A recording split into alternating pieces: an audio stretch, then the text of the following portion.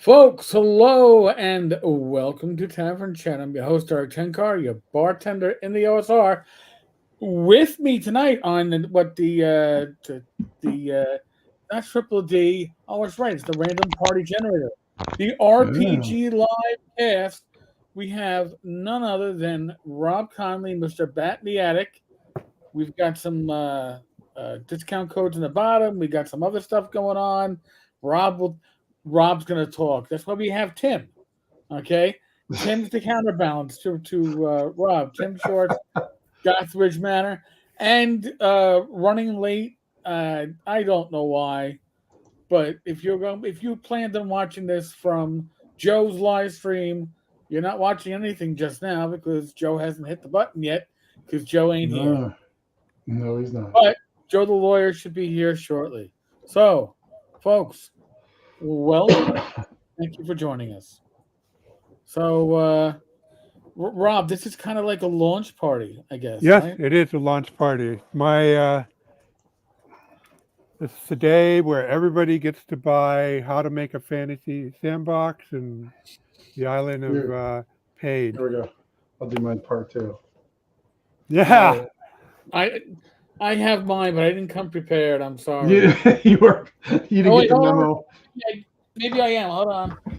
God. I gotta do the reach around. He's got to do the. Okay, we got to do it all at the same time. There. Okay. Get it up there. There it is. Hey. I'll We beat actually you. are on the same side too. It is now. Okay, so How to Make a Fantasy Sandbox is public. Now I got to go here and there. Edited title listing. The Isle of. Yo, bitches, what's up? Are we Going live, Joe. Going live. Are we live yet? We're live. Well, we're live. We're live. Holy shit, moly. Hi, everybody. Wait. You have to. Yeah, we all held up our books though. Oh, I saw that. I'm gonna hold up mine. I'm holding it up right now. You guys just can't see it. Okay. Well, you can do the the hands like they do on the dishwasher. Rob, I've been doing the hand all day long. I'm tired of doing the hand, Rob. I want something better. It just doesn't satisfy the same. I was gonna say, boy, that was just too easy for him. You just set me up, Rob. I mean, I could not resist. Right down the middle, swing better. Demonetized within the first 5 minutes. All right, yeah, boom, baby. there we go. That was a meatball, Rob. That's what we call in the old baseball days. A meatball. There it is. They're both on the newest print. Nice. Yeah. All right, Rob, you'll have to give us a running tally as you get some sales or something like that. And next week, Tim, I can't figure out how to share my codes and shit because Rob gave me free shit for editing, but I also, for some goddamn stupid ass reason, bought the books and backed this Kickstarter. So I'll use the codes and I'll just give it away. You know what I mean? Give it away. What the hell was that, Rob? There's a whole lot of shit going on there. Yeah. Okay. So the logic is this: you get the PDF, which is separate than print, right? And then I know people. I know my stuff doesn't cost an arm and a leg, but some people have their budget, so I offer a soft cover option and a hardcover option. Mm-hmm. So if you're offering 3 books in a Kickstarter, that is 9 codes. All right. Well, it's 8 because Blackmarsh is free. I'm not going to hand out. Are we doing math this early in the show, Rob? Is that what we're doing? You did edit his book, so you knew that coming in. I know. We were fucked. Yeah. So, I mean, there's air currents in the first 10 pages. I know. So you got to be ready. Well, that's proof, folks. Yes, air currents. Page 7, right? Yeah, right there. And an ideal map of currents on a Earth-sized planet. I was dumbfounded by that, I got to say, upon editing. It's like, the fuck am I reading here? It's like fucking the science class I failed in high school. Right. Coming back to haunt me. just kind of nodding at that part, saying, No, "Yeah, it that might looks good depend. to me." Yeah. The way I talk about it is try to give the reader the sense of it, not that they have to do any actual calculation. We're not talking GURPS vehicles here with cubic roots, you know? Right. Yeah, this is true. This is true. I can vouch for that one. Yeah. Oh, So what did I miss, guys? what did you miss? You missed us making fun of you for being late. Oh, Yes, we that's did fine. do that. Yeah. I was at the old stomping grounds, the old bar I used to go to back in the day, the old shithole dive bar, strip club place. It's now turned into a Frank Sinatra crooning type place. The old woman who owns it wanted to upgrade, and I looked at it as a downgrade. But you know, the old bartender was there, and she was kind of cute, so I'd like to figure out if I could hang out with her and see how she's doing. So yeah, time escaped me, so I had to get up here. Yeah. See, last year, if Joe would have been late because he was at the gym working out. So now, I did the gym already. I did the gym already this week. I did 4 days this week. I'm good. I got my quota in. I'm just saying. I got in trouble. Probably got transferred because I made the joke to a chief who wanted to know why I wasn't joining her workout crew. And I said, I don't worry. I work out when I get home. And what do you do when you get home? I lift 12 ounces at a time. Over and over and over again. 2.5 weeks later, I am no longer the CO of the Civilian Complaint Review Board. I am now working 4 to 12s with half the weekend off on command center. Well, like, gee, I guess the chief didn't have much of a sense of humor. I didn't think he did. Know your audience area. You got to know your audience. Shocker, the boss is a dick. News at 11.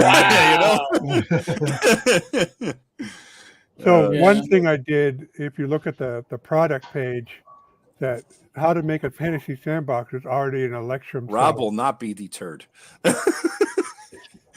Yeah, it's already because you did this smart though, Rob, because like for the Kickstarter you had and then like when like all of us who backed it, you put it like $1 on it, so that way it went towards 50 cents, and that went towards, so that could go towards your sales count. Yep. Well, it's a smart way. You don't have that. It has to be more than 20 cents. So, is that okay? I thought it was $1 limit, so it's 20 cents. No, okay. it's 50. It's 20 cents, but it does fluctuate depending on where it's printed. So it's best to do 50 cents to make sure it has that margin. But yeah, so very cool. So what's interesting is that a third of the folks, when given the choice, choose softcover. Yeah, really? I could see that. I could see me, because I mean, why I like hardcover books like this and everything.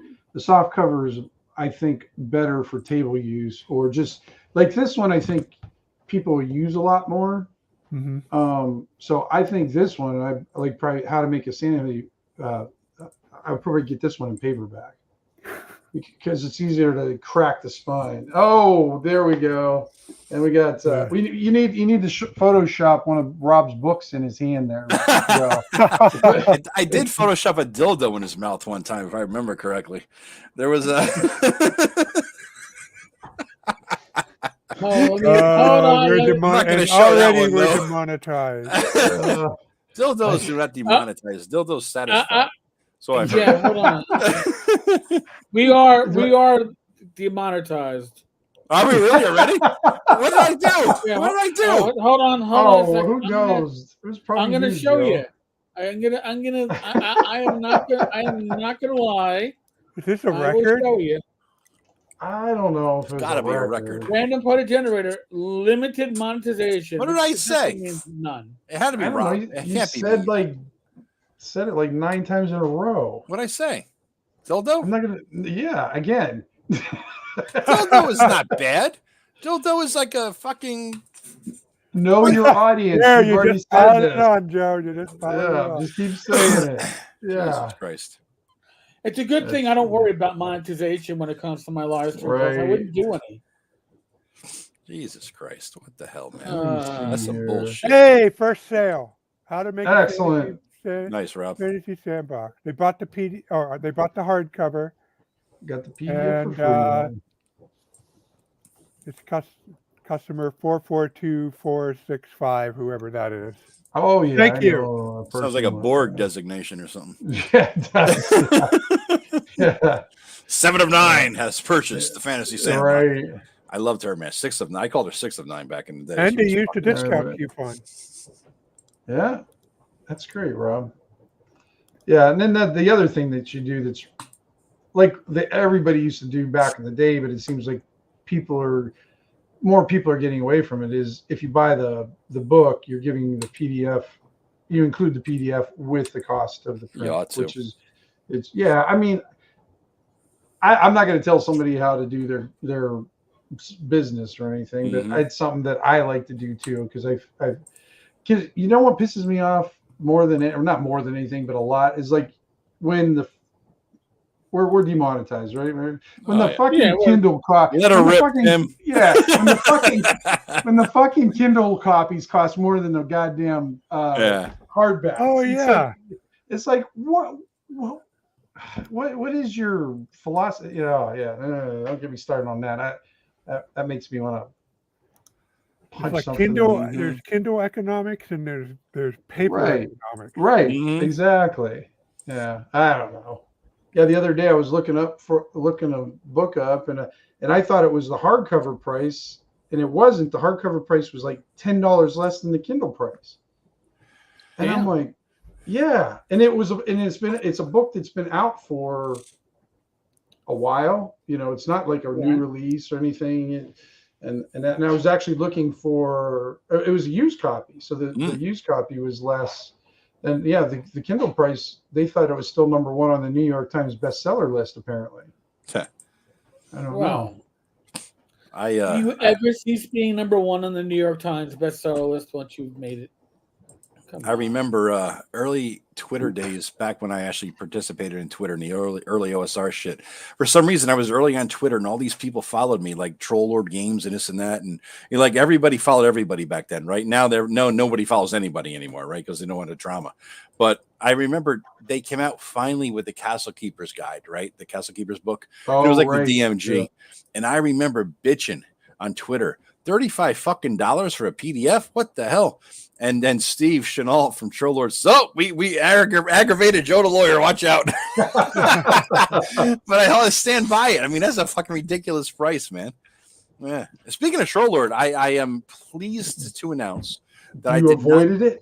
I avoided it. I avoided their insane Kickstarter. I wasn't sure if you were gonna. I was, dude. I was like a crackhead. I was tweaking.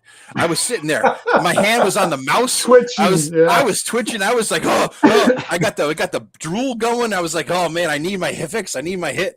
And then I waited until the end. I went to the gym that night so I could avoid the temptation of clicking the last minute shit. Yeah, because they had this Kickstarter for those Gary Gygax books. There were like 7. They came out with 10, blah, blah, blah.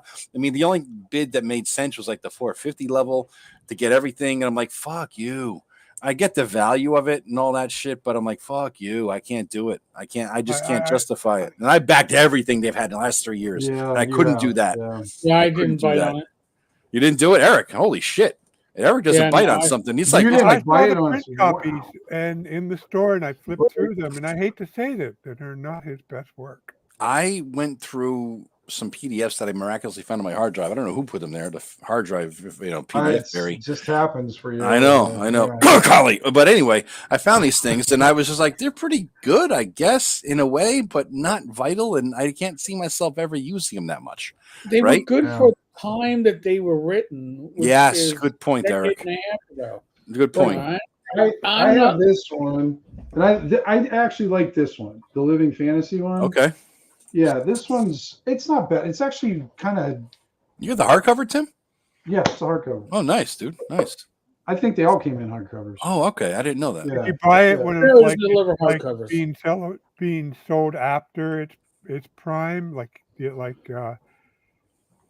didn't buy this when it came out. Actually, I think I got this during the G Plus days when people would just ship people they would get on G Plus and they would say, "Hey, I have a box of gaming stuff.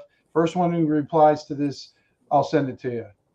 Oh, cool. Damn. So it was fun because I used during the G Plus days I would do that, and then I would send out boxes of stuff, and then I would get because if I got some, I gave it away too, and it was that was G Plus back then, and kind of the thing there. And if I remember correctly, that was in one of those boxes because I never bought. I know I didn't go out and buy that one. The one I always wanted to get that I never got was the Casting. No, the Canting Crew. Canting Crew. That looked like you're right. That was the only good one I saw. Honestly, I thought about backing at the $50 level to get a book, but I couldn't justify a 200-page fucking paperback or hardcover even for $50. I just couldn't do it. Well, this is back when I was looking for it. It was probably $10. Yeah. If I picked them up back then cheap or something like that, but no, it wasn't a thing. I didn't bite it. I'm proud of myself for not biting. But yeah, it was tempting, dude. It was fucking tempting. I bet it was for you, dude. Hey, you mentioned the G Plus days. Did you guys mention Matt and all that today yet? Because that was a good topic. I think he threw out there today in the chat. What he said. It was good. He actually wrote a blog post, dude. What, Matt's in our chat? Yeah, he actually, believe it or not, he was actually active. He got out. And so anyway, first of all, I saw him and Rob conversing, and usually when those two get into it, I just kind of blank out. Dude, we were talking about gaming, not politics. They were agreeing on something. I couldn't believe it. I saw that. I was like, shit. Even when they're agreeing, I have to. I had to check to see if I was stoned to see if it was real. I didn't understand. But Matt, funny. I mean, so first of all, happy birthday, Matt. 81 years old. All right, you're still all right. And young. That's it. 81 years young. And Eric, do you have the link for his GoFundMe for the Depends undergarments? Do you have that out there? No. We'll put that in the chat later, guys, if we can find it. But I know his incontinence is something that's on his. Yeah, it's kind of bad right now. He's got, but Matt, you'll get through it. Don't worry about it. Okay. All we're saying, Matt, is if you want this to stop, just come on the show and you can. That's it. That's it. This is an actual picture right now of Matt, by the way. That's actually him now. That the picture I'm showing is very old, but it's Matt on the shitter. Huh? Yeah, that's Matt right now. So that's Matt. So anyway, he did a blog post. Did you read this, guys? It was actually I didn't even know he had a blog. I know. I couldn't believe it. He had a fucking blog. I couldn't fucking believe it. But yeah, so Matt just got on the get that photo off there. By the way, guys, it's more than that. He has a custom URL for his blog. He does. He does. Who knew? Wow. Though, what a retarded name. MSJX. Yeah, I'm going to find a Matt Jackson blog on MSJX, whatever the fuck that X means, .org. Is that his gender? JX? Joe and a-hole. Matt, we're already demonetized. You can say asshole, man. Don't worry about it. Just say it. That Joe got it demonetized, or Tim. I'm not sure.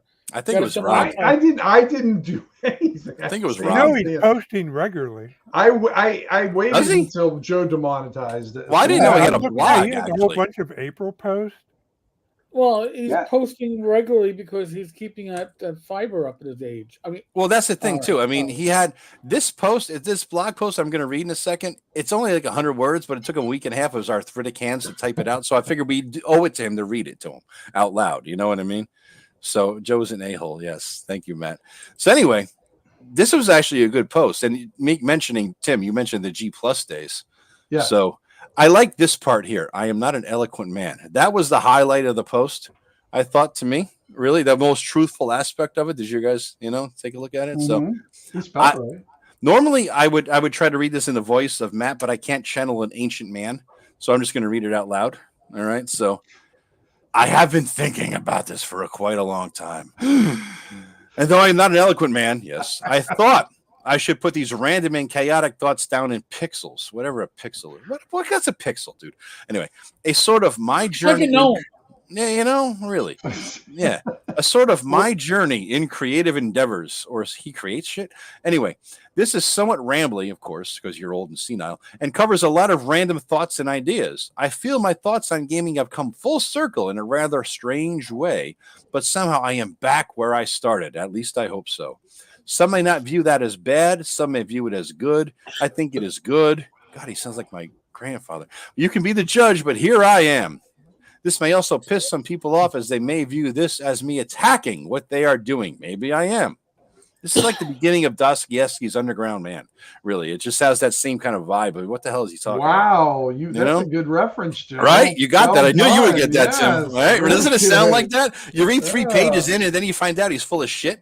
Right? But anyway, G plus ushered in a massive communal environment. True, where we were all creating and sharing, building lots of ideas and sharing them freely, excitedly creating things for the good of us all. Now, I'm doing this in a much more charismatic way than Matt ever could have. So you're welcome, people. Excitedly creating things for the good of us all. This was a great time in the hobby, and I repeatedly see people referring to this as a golden age, and I wholeheartedly agree. Probably not Maslowski. He looks at the golden age as 1971 before D&D was invented. At some point, this turned into I can create and make funds from this. And suddenly everyone and their brother stopped creating for free and turned to creating for money. I participated in this and had a Patreon for about a year. He had like 3 followers, I think 3 subscribers. Me, Tim, and him. I think he subscribed to himself to boost his ratings. I slowly became disillusioned by this as greed leached into the hobby and the majority turned from creating, because that's who we are, to creating to make money. And again, this is Matt and Matt's 2 best friends. Okay. Well, let me explain. When we were kids back in the yonder days, so 1872, those who created did this for their game table, which comprised of us and our friends who we knew very well. We made things we enjoyed making, but also things we would use fairly quickly at our tables. Very few of us created things we thought we could sell or even thought someone else might use or enjoy. None of that mattered. We created for us, yes. But when money came into the picture, most of us created for others. I think this is important to note, as I think the hobby changed drastically. And I kind of agree with Matt. Don't quote me on that, and I'll never admit that I said it, but I agree with Matt here. The reason I bring this up is that I had an epiphany. I can't believe he could spell epiphany. He must have had a word check. He was really big words. I know. It was like fucking. I noticed most of his big words began with E, so maybe he just got stuck on that part of the dictionary. Oh, he only had maybe 1 chapter. Oh, wait a minute. We do have an official statement from Matt. Oh, do we? Huh? What is that? He said I'm an asshole. I know that part. Yeah. No, but he said you suck, Joe, as well. Oh, I suck. Well, you sucked first, and then you do what you do for money, Matt, when times are tough. All right, that's all I got to say. Can you suck and blow at the same time? That is the question. That's it. That's it. The reason I bring, and Eric, you were a cop in Hunts Point, so you know all that shit. Yeah, I was going to say, if anybody would know. You know? All right, back to Master Brand Epiphany. I had an epiphany in the last couple of weeks when I realized part of what was holding me back from playing was I was creating things for my game, always with the angle I would share for others to use. Now, I mean, dude, fuck you, because you took second shift jobs so you couldn't fucking play with us on purpose. And now, as Tim so eloquently put it in our last live stream, you just got a girlfriend you haven't told you to play D&D with, so you're embarrassed about it. You're just embarrassed about your hobby. All right? While for some, this is in bold, so this must be important. While for some, this may be a tiny thing to make note of, but for me, this was significant. And that's a $3 word there. The realization that I had changed my viewpoint on creating for the hobby for others and no longer for myself and my table. I also realized that this was holding me back from creating. I was putting others' concerns, likes, wants, needs ahead of my own. I was always, shouldn't others be apostrophe us, others, or others apostrophe? I don't know. I was always creating things, even playing games with the intent of sharing with others, putting their enjoyment equal or even ahead of my own enjoyment. Views, downloads, click shares, etc. were a driving motivator for what I was doing. When I approached a new idea, first and foremost was the thought, will others find this useful? Well, no, if it's a solo game, who the fuck plays solo games? Which followed quickly by how to present this so others can use it. In any case, I needed to say this to get it off my chest. And he has an ample chest since he started working second shift and doesn't go into the gym. He has some definite man boobs, if you will. And I am going to try to play the games I like in a way I like, but more importantly for me. Put me before others in my game. I'll believe that when I see it, motherfucker. When you show up to a fucking game or want to run something or join us in a game, I'll believe it. All right. So, in other words, what Matt is saying here, and I think it's a good thing. Oh, we have comments. Holy shit. Oh, labels. And he put labels. Bitching, of course, because that's Matt. games, life, and role playing. He has a label of bitching here. That's his biggest category. That really is. I mean, that kind of sums him up. Let's see the comments. Anybody make a comment? I All right. didn't Oh, even we know you got had a two. blog. So, two anonymous I know until ones. today. Who knew? There we go. We got anonymous. All right. Yeah. So this is probably Matt, comment guy himself.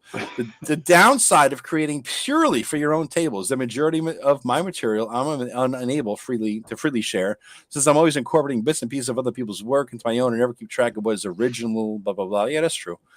You know, here comes this got to be Matt saying, this hit home. This has got to be Matt just praising himself for the fucking likes. Yeah. I'm a dabbler, and I really enjoy creating games and fiddling with mechanics. I do that more than I play, honestly, but everything I create has a slant towards sharing. So that drives me to do things like try and come up with micro settings and adventure hooks and themed character sheets. I admit it's fun, but it pushes me to go further than I would if it was just something for me. That's a good thing in some respects. It works that creative muscle. So in that respect, I like it. But why? Clicks, uploads, upvotes on Reddit. Why should I care what others think if I like it and my friends I play with online like it? And that's a good point too. So Matt is basically, I think what Matt is saying is that once he mans up and quits his second shift job and gets a regular fucking first shift job, I think he's going to play D&D again with us, motherfucker. And he's tired of creating shit for the economy, for the commerce, for publication, for likes and clicks. And he's just going to create for himself and put out there whatever he wants, for everybody to use, which is kind of a good thing. And I agree with him that Google Plus days, they were a little bit early on, at least, a magical period. I mean, there was a lot of fucking sharing, a lot of fucking sharing. Well, I think there's still a lot of fucking sharing. It's just not in one spot anymore. It's like scattered all over the place. Yeah, there is no central repository of the sharing. Right. And then, and I posted my announcement about the public release of how to make Fantasy Sandbox, and I don't know what group to post to half the time because some of them will boot me. I was booted from my post was deep sixed on the basic fantasy forum. Well, my Kickstarter post was allowed, so I'm not criticizing them; it's their right. But it's hard to keep track, and there isn't just one spot you can go to anymore. Yeah. I think we should. How do you pin this?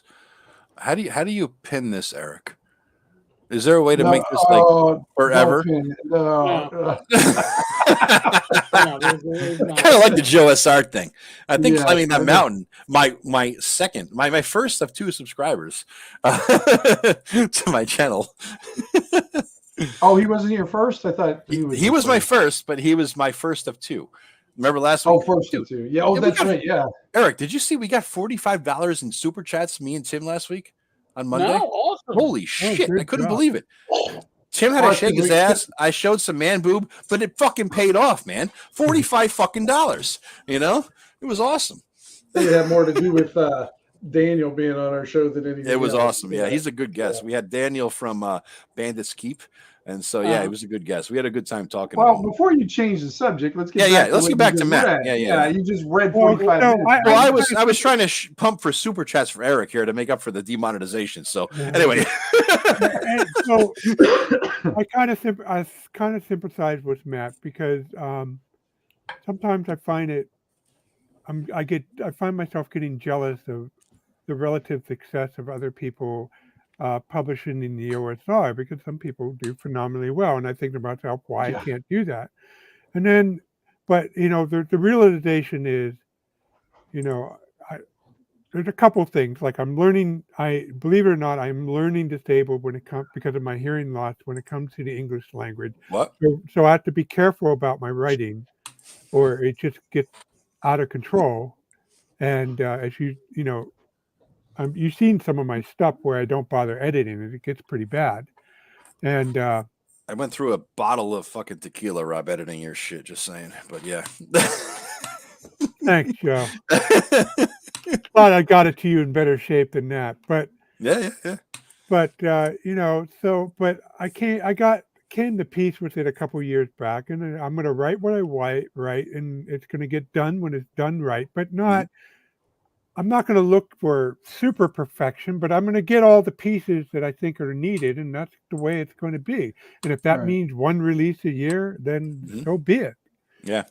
And I think the fact that I got 15K on my Kickstarter shows that while I may not get that as fast as other people, the quality is there, and the fact it's useful to other people is there, and that's what's going to make me happy. The fact that it's actually useful. And so, I've been, since the whole Judges Guild fiasco, I have this plan of what stuff I'm going to do in order, and so far, it's doing the order. So up next is into the Majestic Fantasy realm, and then after that is releasing my adventures again, Scourge and the new one, the Seats of the Restless Lord, and then I'll do my rules.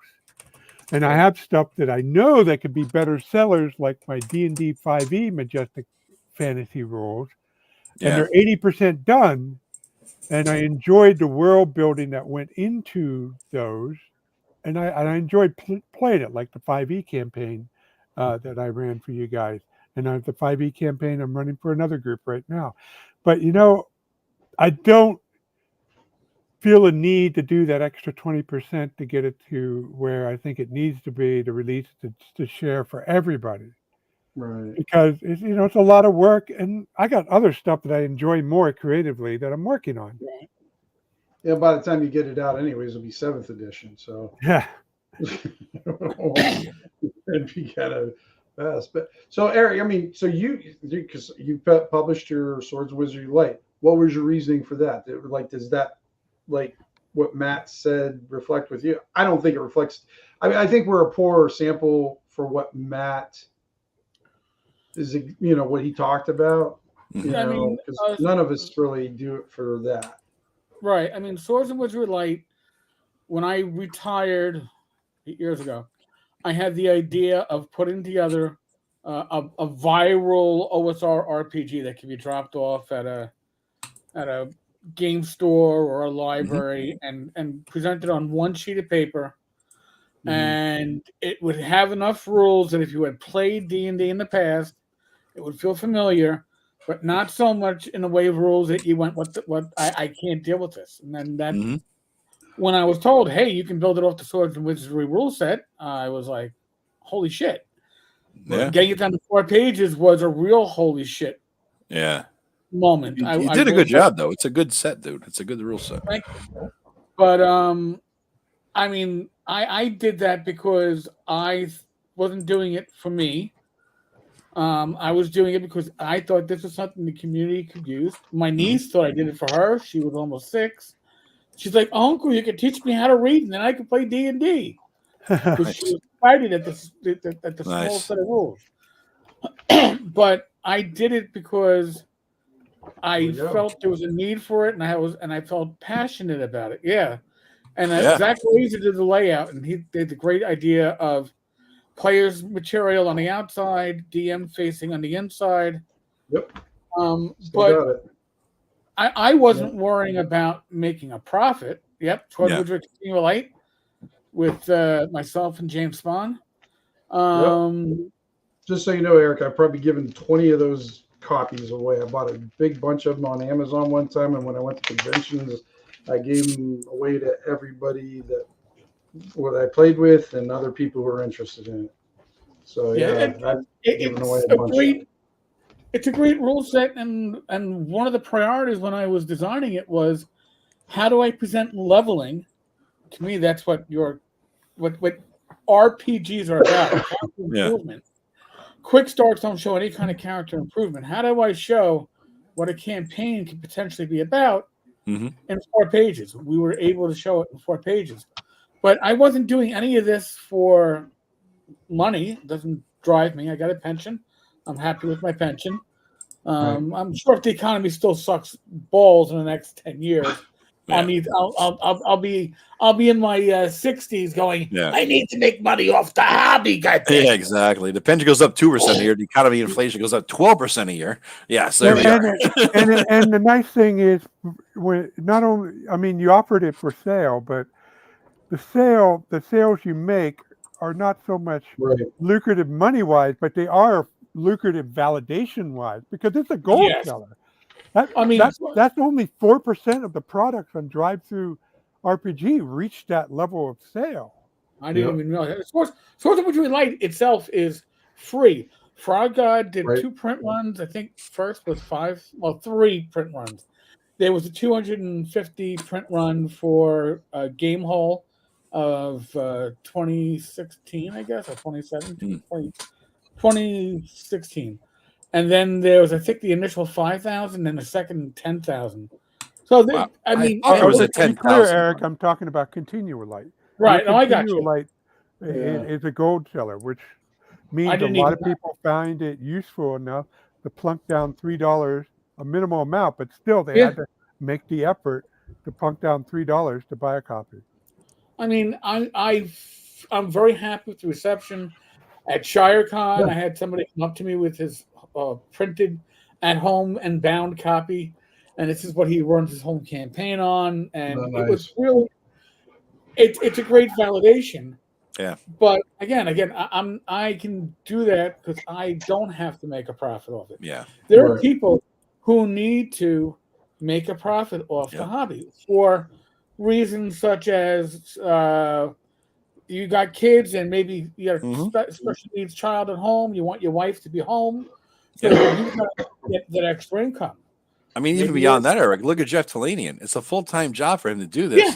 He's got a wife who I understand works. He's got a kid who's not special needs. She's a great kid. I played a game with her at ShireCon a few years ago. Great artist too. And so but he needs to work to make the money, or else he's not. You know what I mean? So yeah, I mean, there's a lot of and this guy, he's been doing it for 15 fucking years, starting with in Troll Lord Games, doing the zagging shit with Gary and all that stuff. You know? Yeah. You know. I mean, it ain't easy. No, and I don't fault people who do it for money. God bless you. Yeah. But for most, there are people that do it for money. There are people that can afford to not do it for money. Yeah. All right. And Matt's in a situation where he's working full time and he has a government pension. So I don't want to hear shit from Matt. Right? Motherfucker, get off of your second shift and start playing games with us again, you son of a bitch. You know, seriously. But the reality is, for many people, this is what makes them meets. I remember reading Lewis Porter going back remember him a while, and you know, Lewis's stuff itself, you know, doesn't really, it isn't really my cup of tea, but that doesn't matter because I really appreciate Lewis. As a single father whose wife died early, and I didn't know that he works. He works a full-time job. I did not know that. And being a publisher, makes the money that they can make carpet. It makes life a lot easier. Right. It would be as a single parent. Yep. So I really appreciate stuff like that, and I see those things as huge wins. I mean, look at the old phrase, necessity is the mother of invention. It's also the mother of creation for the D&D hobby. If you need the money, you'll fucking put out the shit, right? And make some cash off it. But we're thankfully, none of us are in that position right now, right? But yeah, I mean, I'm gonna channel my inner Gen Zer. That's coming from a position of privilege here, where he doesn't need to make the money. But on the other hand, it's kind of a little bit true, right? Like you're saying, Eric, he doesn't need to make the cash. But is there a difference in what you guys put out if you're putting it out for money or just putting it on the internet for free? No. Tim, you do the same thing? No. Okay. If you think about it, so my stuff, like Eric, in a way, and let me preface all this. So my Patreon's been around for, I don't know, 7-8 years now. The reason why I have a Patreon is because of Matt, which is the ironic thing. Well, because he had one and I saw it, and the reason why everything on my Patreon is for free, you don't have to join. You can, nobody has to be a member or anything. They can just grab it. Is because Matt offered his Matt, you know, and I said, I really like that model. So a lot of what I've done on there is because of Matt. And the reason why I wanted to do the Patreon is because I thought, well, I write adventures whether I publish them or not, or if they just stack up. Rob can attest for all the shit that I've written, and that I throw it away after I get sick of it. And Rob sometimes just takes it because he doesn't like me when I throw away my shit.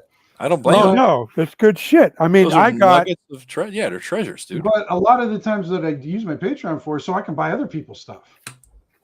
You know, so I can buy that $50 kicks, because I'm not the richest man in the world, but it's nice having like a little hold small. on. Yeah. Oh God, What is this? Whoa. This What do we is got Tim here? Short, whoops, What year, Rob? Oh God, that was 1993 or 4. Damn. back in the day. Yeah. Damn, look at that. Big, Is that a Yeah. Crayola? You use Crayolas for that, Tim? no. Colored pencils, sir. No, I don't. I think those were actually Sharpie markers at the time. The Oh. big thick ones that bled all over the place. Yeah.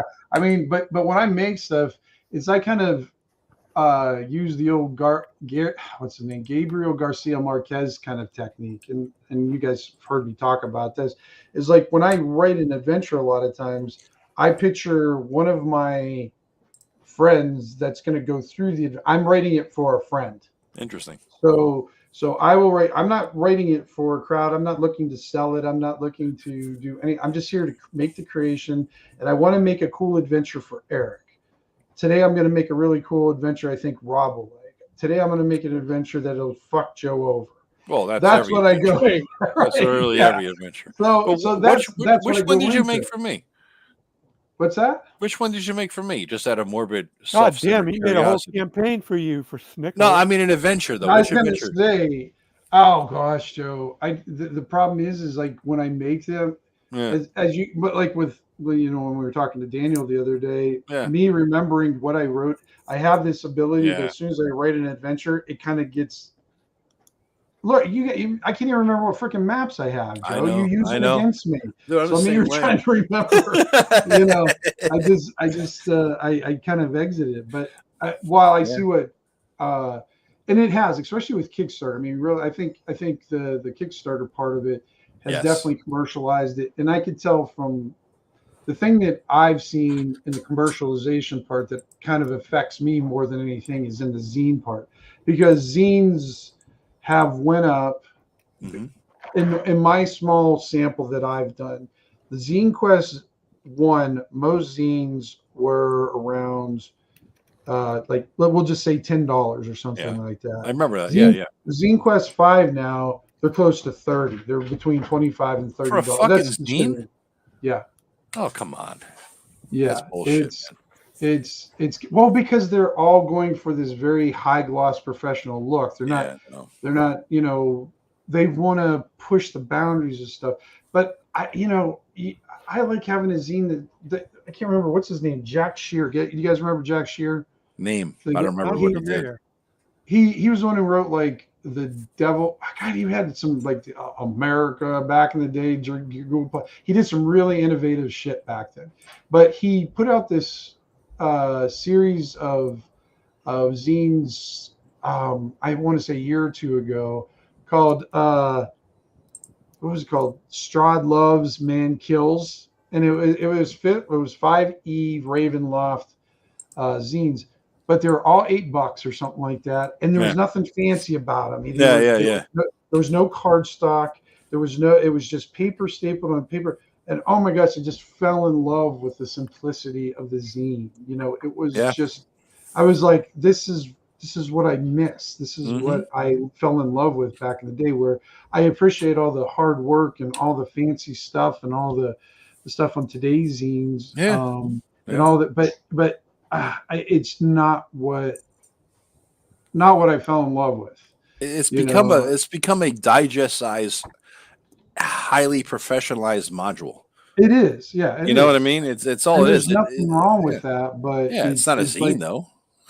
No, you're not going to because the whole purpose of zines back in the day where, you'd read it and then you would just throw it down and then the next person would come by and go, oh, this is cool. Pick it up and read it. You're not going to throw down that $30 zine. Oh, yeah. That's not disposable anymore. No. That shit's serious, man. Yeah. Cost and value. I think, at the time, I got to really master color layout. And, and I go, oh, that's still not me. I'll include color maps. Like I had some color map illustration of scans of like the original stuff I did back in the day, like this guy right here. But beyond that, I like my black light layout. People except for the thing you mentioned about the inside margin, which I'll fix in my Yeah. next. Rob took a product. lot of butthurt from that, Tim. Were you in the chat then? He was pissed. Oh yeah. He was griping. I could tell. Who was? You, Rob. Me. Rob, you talk shit about his fucking margins. You don't talk shit about Rob's margins, Tim. You don't do that. It was No, Joe. You know, it's a usability thing. And Yeah. also, you know, there was another one in there where I didn't overlap the town map of Mikvah for the Island of Pyade. I kind of decided not to because I drew it as one of the few maps where I drew it, and then it didn't. That really I couldn't lay it out like that, and I thought, okay, I would just let it slide. And I only 2 people complained about it out of 900, but still, you know, and I thought I should have figured it out because the overlap, because people love the fact that I overlap the Blackmarsh map in the digest version, and I do it at other places, and you know, it always works out. So I should have done it, and so I kicked myself in the butt about that. So I wanted to briefly address something Alan commented about the. He asked whether the map that Tim drew was Nob, and I said yeah. So what happened? Really? Was, no shit. You drew Nob, Tim? Well, Yeah, he drew his take version of it. Yeah. He drew his take on it. But what happened was I went to a computer fair in Pittsburgh and they were selling dude, is that a 1984 blue fucking binder that we all had in grade school? Oh my holy shit. Holy shit, I haven't seen one of those since 1982. I can file my fingers and nails on that. That was awesome. You draw in a blue pen, you write your favorite band name on there, remember? You know? Rob had no I went to a computer fair and I was able to score a nice, inexpensive, legit copy of Aldous PageMaker layout software for Microsoft Windows. And I was running a campaign and it was a GURPS version of the Village of Hamlet. But instead of moving on to the Temple of Elemental Evil, which I never really liked, I decided to continue on to the Slaver series. So I can practice using can't say slaves anymore, Rob. It's a trigger warning or something. I laid out my take on the Village of Hamlet. Oh, and printed it out. Oh, I see it there. Yeah. Your take on it. Yep. Yes. Adapted for GURPS. Yep. Yep. I kind of remember this. Yep. It's been a while, but laid it out the way I want. This was my first serious desktop publisher, but this was pre-internet. And, I never shared this, and plus it violates half a dozen copyrights. But I laid out price list. Right. As a major lover of T1 through 4, including Hamlet, of course, of T1, now I'm asking for like a 2-minute elevator speech.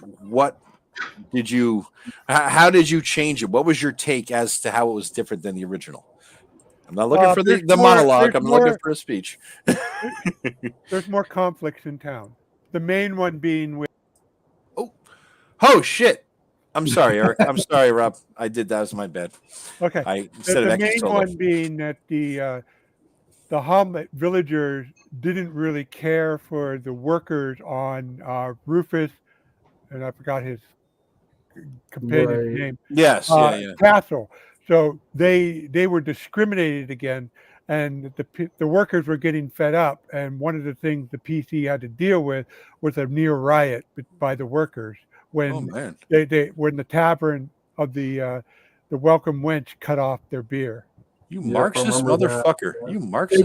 They wouldn't. The Welcome Wench told them they had to come into the tavern to buy the beer. They would no longer sell them a keg of beer anymore, and they were just because they felt they were overcharged. They were getting. You remember this, Tim? You remember running and playing this? What year? What year are we talking here? What year are we talking?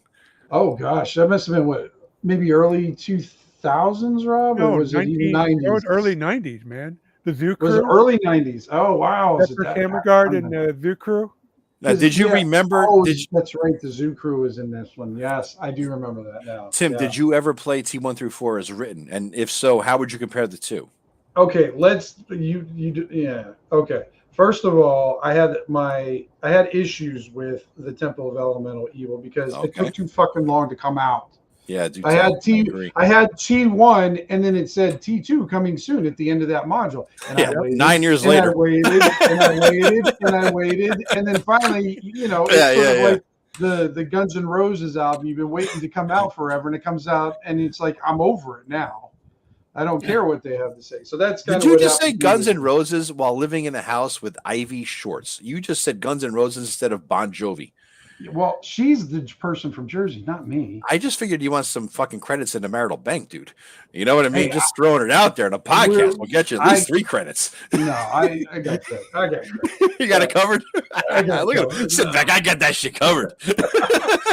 But anyway, no, I mean, T1, like Rob and I really enjoyed that one, and I think we were both kind of antsy, wanting to get the because we wanted to see what the next, because it was just going to be T1 and then T2 was going to be the Temple of Elemental Ether. There wasn't going to be a T2, 3, 4 or whatever it was going to be. It was just going to be the next one, and we were waiting for it. But Rob and I think at one point, and I think we were going to do it in GURPS, we were going to make the Temple of Elemental Evil for second edition GURPS or something like that. We were going to map it up, and we're just like, screw. We're tired of waiting. We were just going to make it ourselves, and then we just never got around to doing it. So when you played, we ran it with as a lead-in. So Laris the Beautiful, the guy in the ruined moat house, he was an agent of the slave lords. Okay, instead of Loth. Okay, interesting. So Tim, when it played out, how did it compare to the module based on Rob's changes? Rob's version was way superior. Okay, wasn't even close. Really? No, because hold on. But Tim's DMing. Now he had most of the classic DMing moments in that campaign. I mean, how he dealt with the Elven Mage Silver Ring. We co-DM'd. Oh, interesting.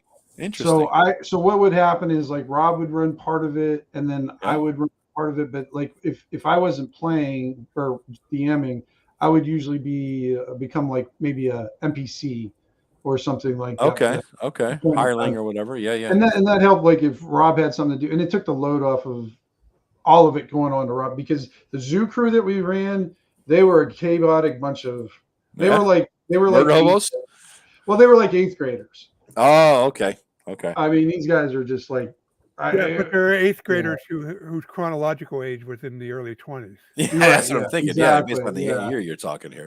Right. And we were in our 30s, so But no, I mean, just the way Rob had developed, because like when you read the adventure, the initial adventure, which is very, very good. I mean, I am not bashing T1 at all, because I like it. Yeah, it was a good adventure. Yeah, it's great. But Rob brought it to life more, I think. Rob, the way he had everybody interacting, and the way they had the like you said, the conflicts with it made sense. And it made there was things going on. If the players were, it wasn't just high adventure. It was, I'm fighting about a Tenkar to Vale. And it really made it grounded, and it just, I don't know. It made the adventure. It made the adventure seem more adventure-y, because you still had these conflicts on the low end, and then you had the conflicts on the high end. And because it was GURPS, and I'm not, with AD&D, especially in the after the Unknown Scanner was released, things weren't quite as dead. They were more heroic than down in the earth medieval. But with GURPS, it was down in the earth medieval. So the players were taking things seriously. I mean, they knew that while they could probably take out a couple of villagers, the villagers could definitely take them out if they acted up. Yeah. Interesting. I mean, I think James Raggi did this analysis of what was it? The Keep on the Borderlands. I remember his blog post about it that said, you are better off killing everybody in the castle and looting all their shit than going actually into the dungeons. You make more, you'll level up faster and better, and you're better off just taking over to keep. Yeah, So when do a you treasure say that, Rob, analysis. I mean it's just a change around what you're talking about there. Right. You know what I mean? It's the same sort of a concept there. Yeah, absolutely. Yeah, I mean, when you think about that in most games, that would be true. Yeah. I mean, the Yeah. town is no joke, but nobody fights the Mhm. town because the town is No. where you go to the tavern and you buy your cocaine and you get. I'm sorry, and you have fun in the tavern. And you drink an ale or something like that, and I mean, that's what And the town is like something you go back to rest. Wait a minute, you never had anybody just start a fire in the tavern and try to burn the whole place down and loot the town? No, there was just like no. There was just like Okay. fights maybe, but there's never like burn it all down. There's never like that going on. Okay. You Yeah. No, I definitely never gamed did. with a different group than I Yeah, did. we had- Man, well, they wanted it all. I never know. Fire, You guys never did fire. that. They valued it as a place to recover. You know what I mean? So they didn't want to kill everybody there. So they didn't want to, they didn't want to fuck around. Plus, they knew the adventure was out there, somewhere out there, wherever the out there was. Yeah. Yeah. Interesting. Yeah, so I might submit it. Now, I'm not comfortable just posting a link to my file on my own stuff, but I might. Alan mentioned, they have the Greyhawk Journal going and the Cannon Fire. I might submit it there. That I feel comfortable with. Oh yeah, there you go. Yeah.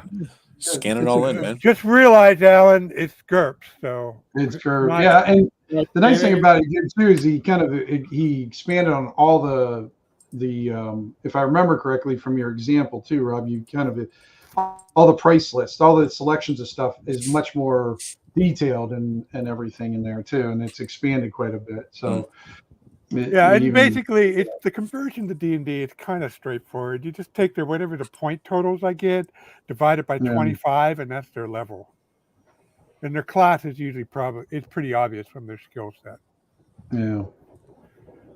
Yeah, I even went as far as used one of the early GURPS character programs and started up in detail the NPCs.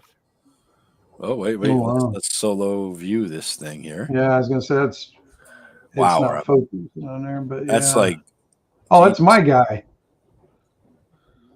That's one of my old guys. what does that say? What's his name on top? Grummish? What the hell is that name? I don't know. George, but that was for George? You named that's PC for George? when No, I did not name him George. I just repurposed him for another. What was his OG name? Can't be George. George is the most basic bitch name of any NPC you ever made, man. I don't know. Just all right. here's one. Here's one that people will recognize. Ewan of Ferd. Ewan. Oh, right. And then that's his GURP stats there. Yeah. All right. It wouldn't be too hard. I mean, any OSR guy can convert on the fly, probably. Shit like that. Right. Big a deal. It's definitely more work to make it a GURPS character than it is a D&D character. Yeah. The backwards conversion would be easier.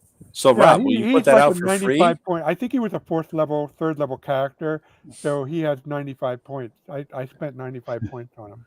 Would you put that out for free, Rob, or would you try to charge money? Strip the copyright bullshit out and try to charge money. Getting back to Matt's point. You could strip the copyright out. All right. So Tim answered about the whole commercialism versus free. You got to remember, you very well know, most everybody here know that I am an open content zealot. So, no. I mean, I did not open up how to make a fantasy sandbox because it's like a traditional book. Yeah. But this, if you buy this, you have an SRD that's under Creative Commons in the OGL. Take your pick. So I released this as open content because, if I do that, the whole point of me going the extra mile for writing these up is to make them useful. And the last step for something like this to make it useful is to allow people to use it for their own shit. So hence I like making most of my stuff open content. Right. Yeah. I mean, if I license something like I did from Judges Guild, I can't make that kind. It's not my call. But when it's my own stuff, I'm going to err on because I want it spread far and wide. And I know at my level, and I've seen people I mean, there will be people who take advantage of my generosity, but I know most people will do the right thing, and they say, hey, you know, I like this Rob Conley stuff. Does he have this stuff for sale? And they'll look and say, oh, he does have this stuff, and they'll buy. And if prices are reasonable, then they go and buy it. And I know I've gotten more sales that I lost than I have to piracy or people taking advantage of my generosity. Yeah. The only thing I would do against piracy, if it shows up in the first 4 pages of Google search results, then I'll send Google a DCMA to tell it to take it down. And because I don't want their site to be linked before my site. So that's the only thing. But I mean, I know where all the pirates keep my stuff. I just don't care. Hey, Rob, are you going to ever do it? I remember you talked a while back about doing, I think you have, or you're going to set up a YouTube channel and just do a breakdown of how to, your books that you just put out, right? Yeah, right. Would you ever you think about doing that, or what? Is that a possibility, or? Yeah, that's a possibility. That means no boys or girls. I can tell by the I mean, it's like you're never going to see that shit, boys and girls. No, it's like my writing, Joe. I'll get to it when I get to. But I do stuff planning. Like I got this thing that clips on my candle stand that will hold my phone, because it turns out my phone is a way better camera than the camera I got. So yeah. Well, I was astounded. Yeah. In fact, I in a bit of non-gaming related non-gaming thing. I show the tidy whiteys, are you? No, No. I'm going to share photos from the eclipse. Oh, cool. As soon as I can figure out how to. Oops, wrong screen. Too many windows. You didn't look at the sun, did you, Rob? No. Good. Oh, I hear sound effects like, oh. No, it's the pizza I had for dinner. Finally noticing that triggering your diabetes beeper. It's like, my blood sugar is going up. 750, red alert. Sell. Call the hospital now. Yeah, where I work at, I hear that noise all the time. Yeah. All right, Garrick, I got it up. Especially after lunch, you'll have alerts going off everywhere. That's funny, man. Oh, now I'm going dyslexic. Whoa, Joe. Wow. Slow down, Rob. Slow down, motherfucker. All right, so I started off with this, not very blurry, but eventually I started to figure it out. Now I had one of those eclipse glasses, an extra eclipse glasses, and I put it over my Canner lens so I wouldn't burn up. Because your warning was on point, Joe. Yeah. And then I got this cool one. I snapped this just as when the cloud. Now the reason why it's blurry because I had it zoomed in.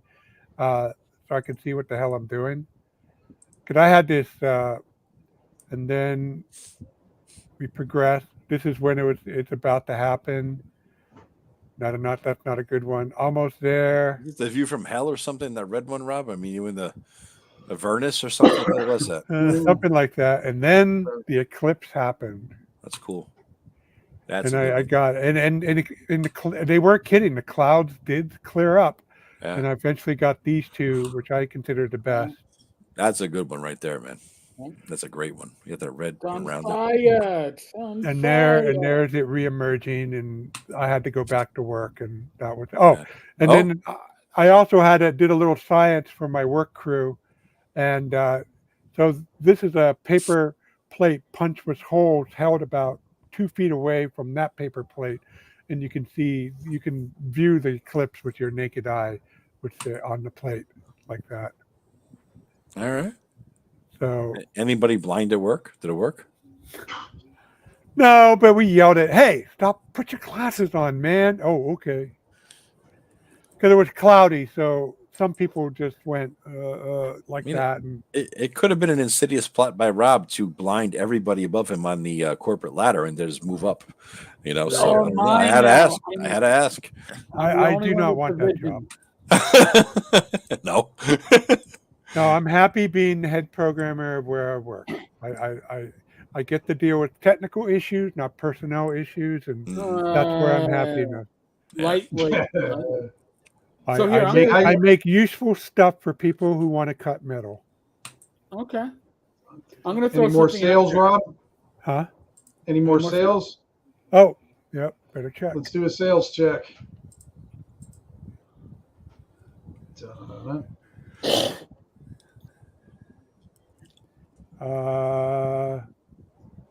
Anybody else hearing wind or something going on? Is there something? You hear that? Yeah, I hear That's it. my fault. Yeah, I got two more sales. Somebody bought at full price the PDF or the soft cover of the Island of How to Make a Fantasy Sandbox, and somebody bought the PDF of the Island of Pyade. Cool. What's the discount? What's the discount? Are you guys hearing maybe because it's raining kind of hard where I'm at? So Yeah, we had rain earlier today. It was pretty hard. No, but I had a fan. I had a fan going. Okay. Oh, you're I was a little bit. All right, well then that explains it. Yeah. Has anybody been following Dark Tower recently? The Dark Tower. No, Dark Tower. The comic. No, what? Yeah. No, what is it? I don't even know. All right. Never read a script. No, never. All right. So, it apparently there's a certain topic that's been a familiar theme, and I'm just going to put up one of the recent ones on the screen right now. Hasbro has been very popular in the Dark Tower strip. With respect, sir, you might understand the games, but you don't seem to understand the gamers. Dungeons and Dragons used to have all the goodwill in the world. Below that, and players would simply switch their RPGs or simply make their own campaigns at home. Wait, players can make their own Dungeons and Dragons content at home? Yes, sir. Tim? Say it, Eric. Call out the Pinkertons. Call out the Pinkies. So says a retired cop. That's great. Not again, sir. So I and notice that Mr. Potato Head is on the floor. Yeah, he's a baked potato. Either drunk or beat up, passed out, maybe on. Isn't he on fire too? I think he's on fire in the last piece. Yeah, I've never heard of this before. This whole comic. You never heard of Dark Tower? Used to be, heard of it. It used to be in Dragon magazine, I believe, was one of the strips. Really? Oh, was it? Yes, and so now this strip is from April 8th. I could actually pull it. There's got to be about nearly a dozen Hasbro strips in the last one. Tearing apart Hasbro. It's like John Kovalik has decided that Hasbro is a valid target. I'm not disagreeing. I thought that was Joan. It's John, not Joan. It looks like Joan. No, I believe it is. I believe that is John. Yes, that's John. Gotcha. So I just thought it was pointed out to me on Wednesday, and I was like, "Huh?" I used to read it occasionally. I hadn't read it in like 2 years. I used to read Order of the Stick constantly. I haven't read that in years. But this one, I was like, "Holy shit! They really are bashing on WotC." Oh, all right, Hasbro. Take it one step away.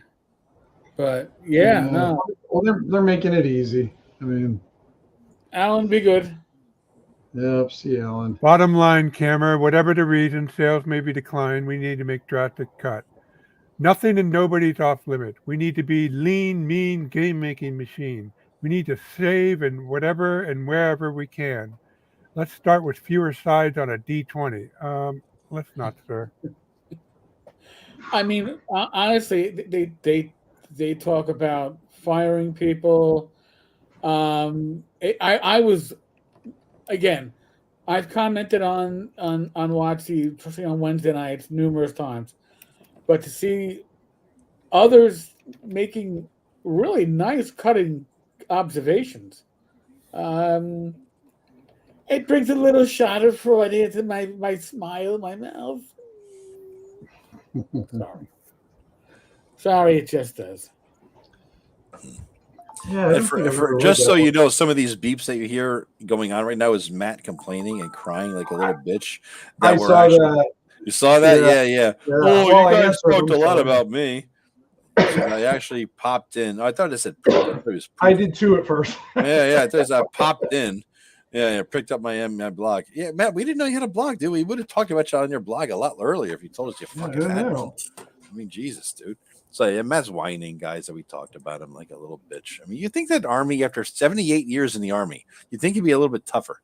I mean, the guy fought a world. He was in Normandy, this guy, all right? You'd think he'd be fucking tougher than this, that fucking Normandy veteran, for God's sake. He wasn't on the Band of Brothers. He was the Band of Brothers. He was. Yeah, he was a little fatter then. He was two brothers. Yeah, I mean, the guy was there, you know? He saw some shit. You know, this guy, you know, he's whining like a bitch. Anyway, you're saying as being a logistical sergeant, he was able to always maintain the proper calorie intake for himself. Well, I don't know about the calorie intake. He has some serious man boobs, Eric. When he stayed at my house a couple of years ago for ShireCon, he came out of the bathroom in a towel. First of all, holy shit, Matt. What the fuck? Never do that again. The man boobs, though, they were like down to the belly button. All right. So, yeah, we can't eat that true, people. Really did. Really did. It was horrifying. Did he warn you that he was transitioning? Or dude, after that, I ran a Cthulhu campaign based on the horror of that, and it was epic. All right. Just saying, epic. All about mass man boobs. Yep. It's inspiration for. Hey, do you want to crack open a new one? Crack open a what? Nothing's exciting, Joe. Oh, all right. Shit, man. It's only a Coke. Yeah, it's only another one. Yeah. Look, Coke and some nut cheese. Yeah, there you go. I'd eat some right now, too. Oh, God, please. You in the audience is getting on the Mac game. Oh, yes, and that was Don Wrinkles. What is logistics? Oh my God. Oh my God. Did you guys ever see, speaking of Don Rickles, the funniest Don Rickles thing I've ever saw in my entire life was Don, and we can't show this, it'd be copyright stricken and all that, but it's easy to search on YouTube, guys. After the show, listen to us the entire time. Don Rickles was on Carson. He was a host sometimes. I saw that. Right? Before Joan Rivers. And he was on Carson doing the host thing. And I guess he broke Carson's box or some shit, right? And Carson gets on the show the next week and says, what the hell happened? You know, what happened here, Dad? Ed's drunk as shit. Didn't know what the fuck happened. I think somebody said Rickles. All right, Rickles did it. So Carson was pissed. Carson's like, I had this since New York City, whatever. You know, Carson's like fucking raging. Like, you know, you never see Carson. Carson being back then, Carson was the GOAT. All right. Carson was the shit in the 70s, right? So Carson goes, where's Rickles? Where's Rickles? And I guess he was at the same studio out there, CBS Studios or whatever, or NBC Studios, filming some episode of some bullshit World War II, you know, shit, you know, whatever the hell it was he was doing back then.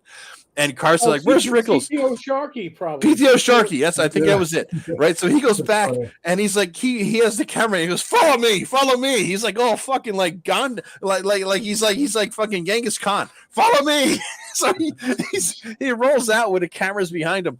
Rickles, what the hell did you do? He gave some shit right live on the set while they were fucking filming because he broke his goddamn thing.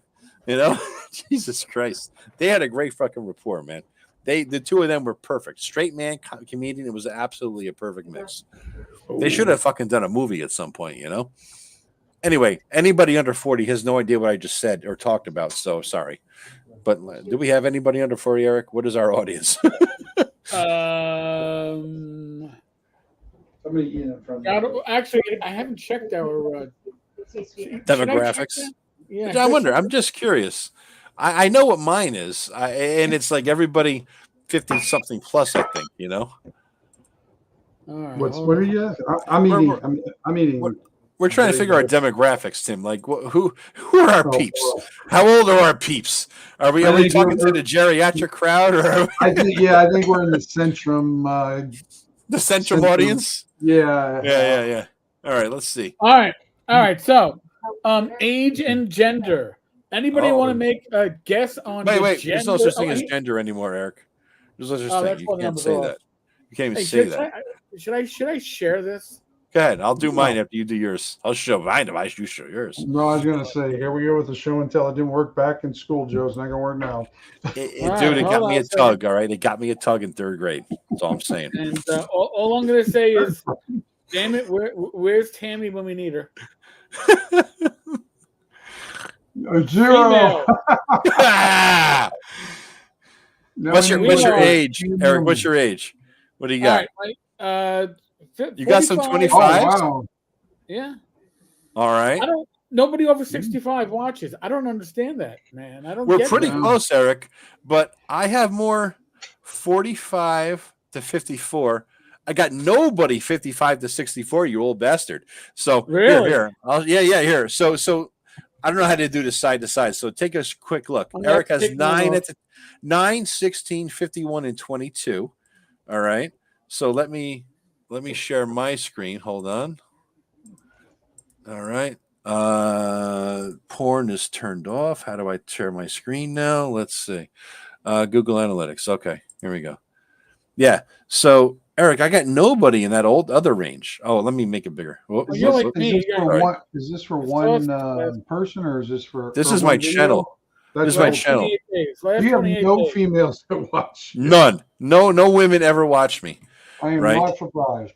And then, I don't know. With the analog man cave, it's kind of a hint, Joe. I know.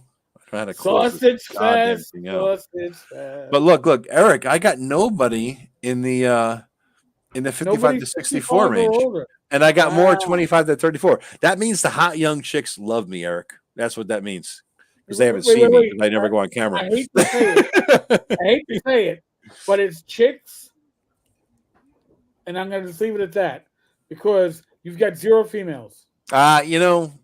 Chicks with dicks. All right, whatever. But I'm loved. Let's just put it that way. I'm loved by the youth of America and in the world, really. No, what youth of America? I don't know. Where are they from? 17, 0. How do you tell where they're from, dude?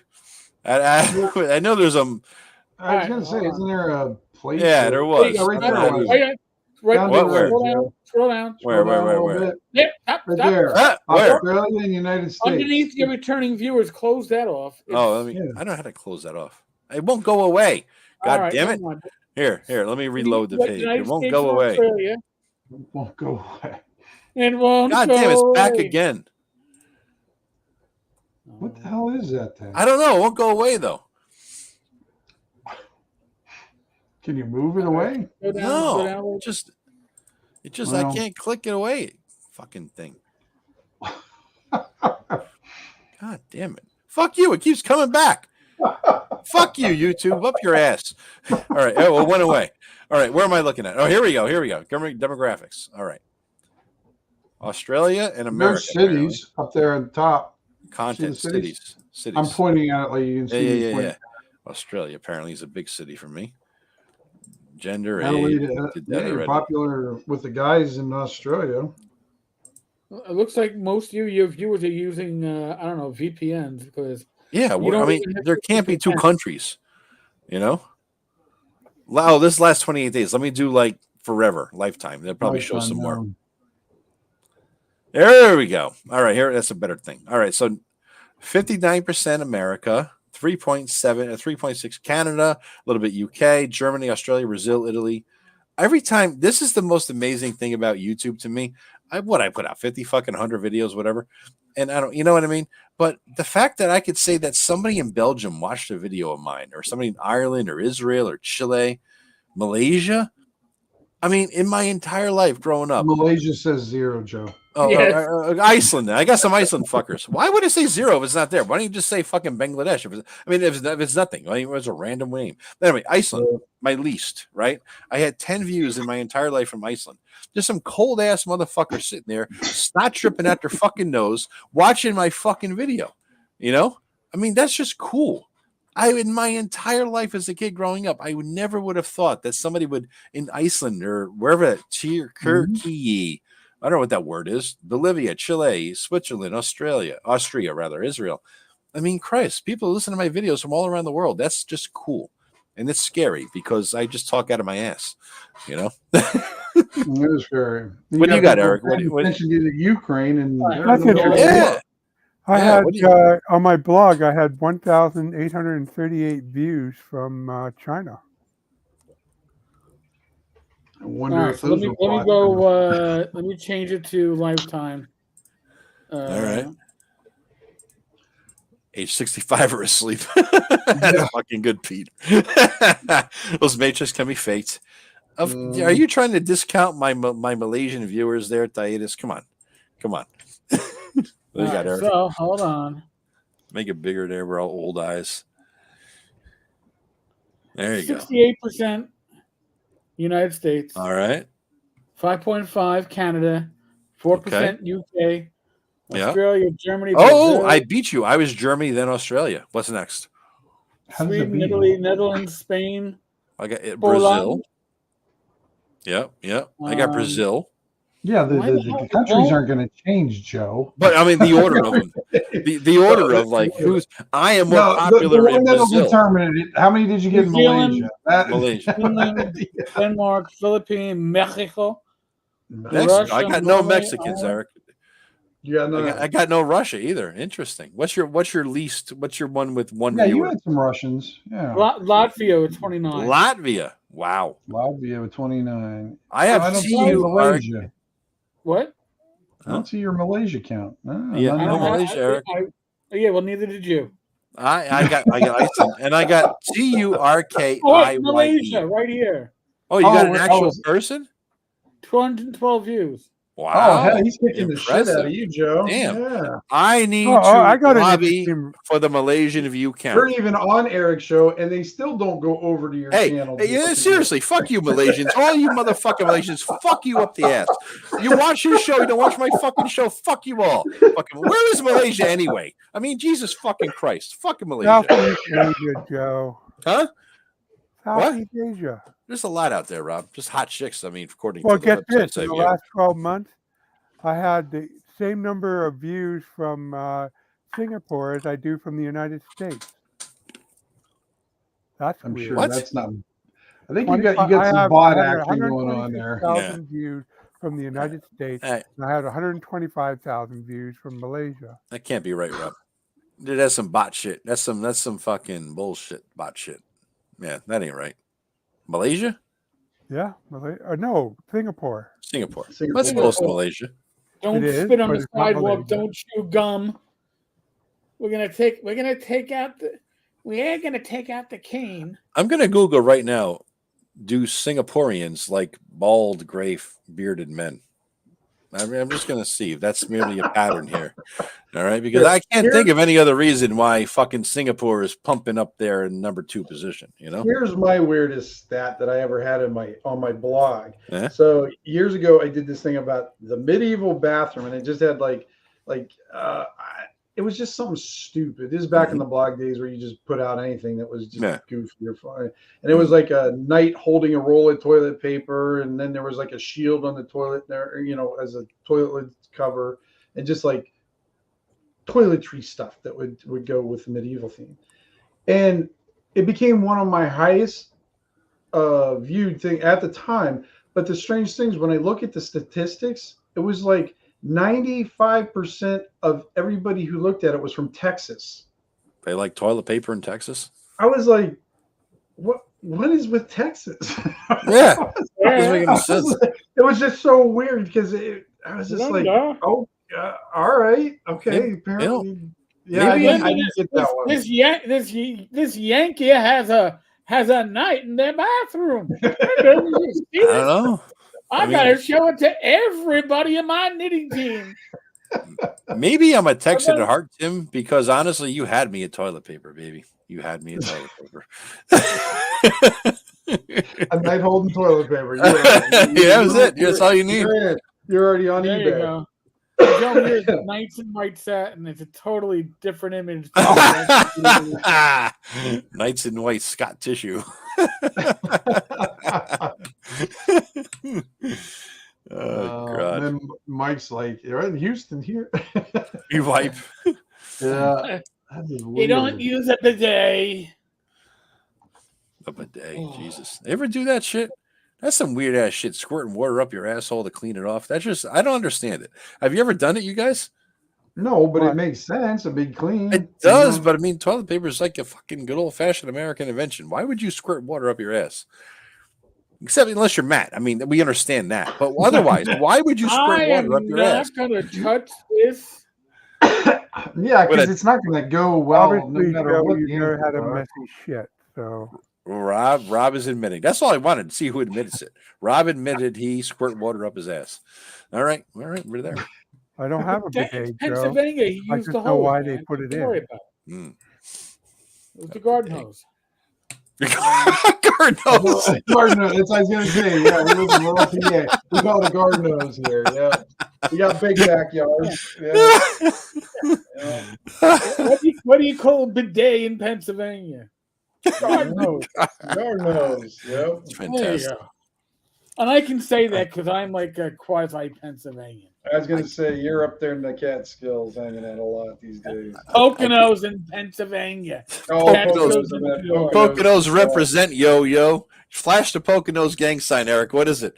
Is there a P? Can you do a P on screen or something? Can you write your name in urine on the street? Yes, I can. Can you dot that I? Oh, Yes, God. I can. Well, then you're just as good as everybody else here. Then you might be from the Poconos. I keep seeing It's these like- memes pop up on Instagram, my feed for Generation God, I X can only stuff. imagine. Oh, that's the other stuff. But I mean, the things I could talk about here. But yeah, there's like a Gen X feed keeps popping up over and over again. It's like Yeah. this T-shirt to buy that says Gen X raised on hose water and neglect. Like, God, Right. that's fucking perfect. Yes. Now hose water for the front end and the back end. If you're from Pennsylvania, apparently, so Oh, you need a Bode backup, huh? boy, back up. I like it. Oh, I was just God. looking at the metal counts, Rob, just to kind of see. So you said you're Electrum right now, so you have 250 sales and right plus. So, but to reach gold, you need 500. Yep. Okay. The So one you I'm gotta- excited about is Blackmarsh. I'm at 857 sales. And once I get over 1,000, I'll get platinum for Get the Blackmarsh. platinum. Nice. Is that within a certain time frame, Rob, or just for No. life? No. Oh, It's nice. like, no, it's not like one of those things like you lose your status if you don't. Yeah. It's not like the top top 20 that they have up there. You have to maintain sales. This is just a lifetime of sales. And then like when they went through drive-through RPG with them, they combined the sales of the two sites. Yeah. Everything. So that way, because it was tough back then, because most of our OSR stuff got sold on RPG now, but then you make these sales on drive-through, and you're glad you made the sales, but you're like, damn it, you didn't merge in. It's counted separately, and you kind of and this was back when if you made silver, you were doing great, Yeah. So so you're always hoping to try to make them focus on RPG now or whatever. So Yeah, I wish they had some kind of metal system for free downloads, because I'm at 18,889 downloads for Blackmarsh Oh, on wow. drive-through. Hey, Eric, when are you doing this fundraiser again, man? Remember the thing we did where you put the fucking this weird again? clothes on and the feather boa, and me and your niece hosted the show, and we had a good time, and you raised money for charity. Look at What's Eric. up? He's like, Come on, feather boa. We need the fucking feather boa again, dude. I gotta get a new outfit too. That's Whoa! I'm talking. How about Hal? We can pick an outfit, Eric. we'll do I'm sure that. Joe will even get it for you. I will drive it down. I will hand deliver that shit. Yeah, no, I don't. Listen, I have seen how Later, far Mike. it could go. North Texas RPG Con midnight election. That's scary. Bad Mike's brother No. in the speedos. All right, I'm not doing. I even for good cause. I'm not doing speedos. And I know what Joe would have. Yeah, I know. There was Joe a would have. Speedos. I have a picture of that Speedo's moment that will never be shared because what happens in there never stays in there. But I needed to document this for my sanity to make sure it was real, kind of like a Cthulhu dream. You know what I mean? I needed to know it was there. It happened. But yeah, there was a Speedo moment. It was scary. But I got to say that was the coolest part of the night. Even though I was tired, and I didn't buy anything or auction off anything or whatever, because you know what happened? I was walking down. It was the midnight auction, and it was not. It was this past year. And I saw Darlene of, Darlene fame, and she was walking down, and we were a few hundred feet away. And I said, "Are you going to the auction?" Yeah. So I said something kind of weird dash, night chivalric. Can I be your escort or something like that? Held my arm. She put her arm in mine. We walked in. That was a nice moment. It was kind of, she laughed. It was kind of stupid, but whatever. We were both Darlene is a sweetheart. She is cool, dude. She is cool. She is beautiful person inside and out. You know what I mean? She really is. She's a good. She reminds me of a hippie chick, dude. More than anybody I've ever met in person. She's like a cool hippie chick. Just a pleasant, nice person. I have pictures on my wall right now. 3 of them I bought from her, autographed and everything. I bought frames and all that. Very cool. They're one of my most prized D&D possessions because I bought it from her in person. She autographed them, and we had that little walked into the hall. It was nice. I think her maps were probably the first thing like D&D wise that I hung on the wall. Yeah, it was worthy of it, dude. You could not hang I know things on the beautiful wall. It's gorgeous. It was funny because go ahead. I was just gonna say my poor maps, my original maps, all the corners are just like shredded because I had so many push pin tacks in there. Yes. Over the years and hanging them and rehanging them. Yep.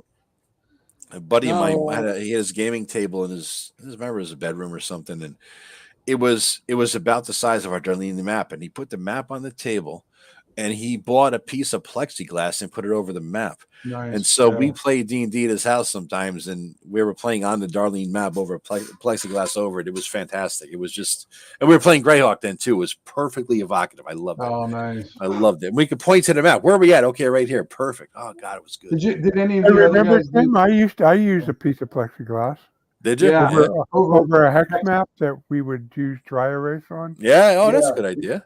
Yeah, the only problem was like the side, it was heavy duty, so it was bound by metal. And then over the use of it, the metal started bending off of it. So you were like in risk of getting sliced open by it. So we had to be very careful around the one corner. But like when there's Darlene maps, did you guys do this too? Did you go through I went through all my Greyhawk modules, and then I tried to find them on the map. Like Tomb of Horrors. I had to go find it. I had to go over there and find. And I don't know. I just found that was like exciting. We did that for the Giants. So T1 through 4. Remember they sort of put them in order at some point.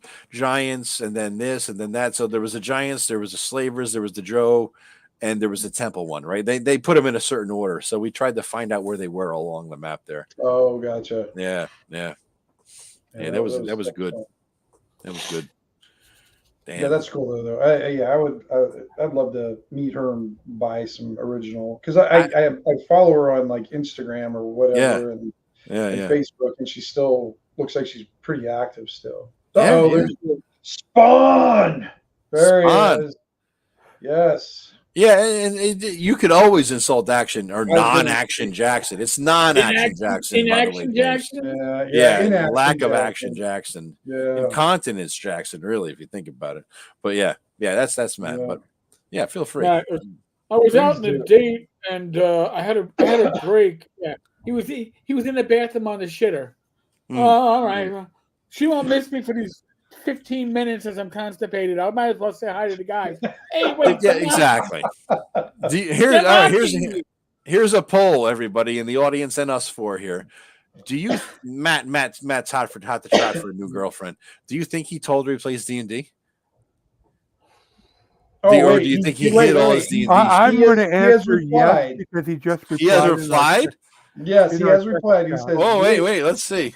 Which, by the way, he's still texting right now. By the way, my here we go. has known I played D&D from shortly after we started dating. So that is not the reason I don't play much anymore. Well, so he's playing At all. You don't play at all, bitch. Yeah, I can't play even with playing you with the because I work anymore. from 2 to 11 at the job. What is it, 5 minutes from my house? And it's don't say the easy as salary. shit. Yeah. No, I Yeah. said it's easy as shit. Yeah. Mr. Inappropriate there. I would not want to bust down. I want to, He addressed that specifically to you, Joe. Yeah. And you're just jelly, Joe. Oh, Yeah. this is. And then Greg chimes in, busting on Matt's salary. Yes, that didn't take long. And Matt's in charge.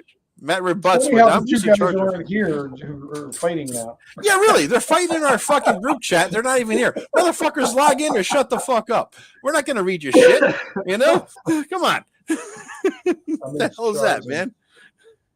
No. Oh God, Greg, if you're having date night with the wife, it only takes 3 minutes. We all know that. Log in the fuck in. All right, come on.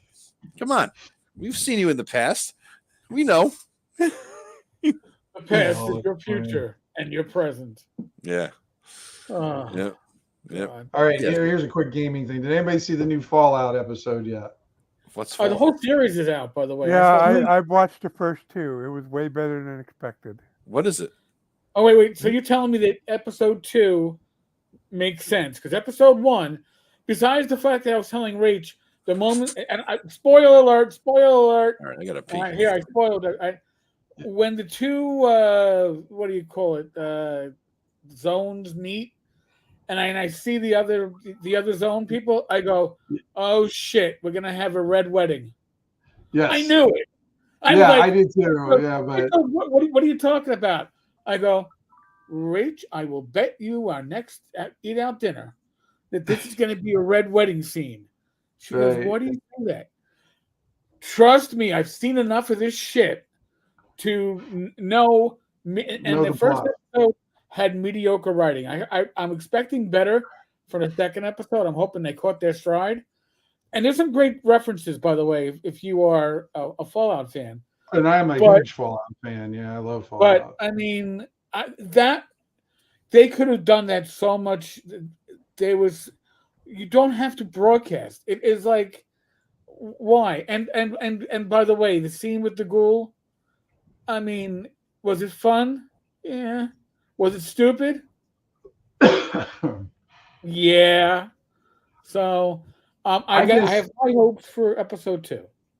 Yeah, I mean, because I've only seen. I don't have Prime, but they put episode 1 out for free just to see it. So I watched that, and I'm giving it some leeway, even though I'm a huge Fallout fan, but I don't expect much from it, so my expectations are very low. But right, I didn't hate it. I thought they did a really good job with the look.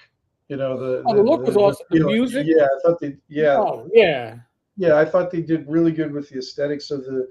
And I thought the main girl they picked was. I don't hate her.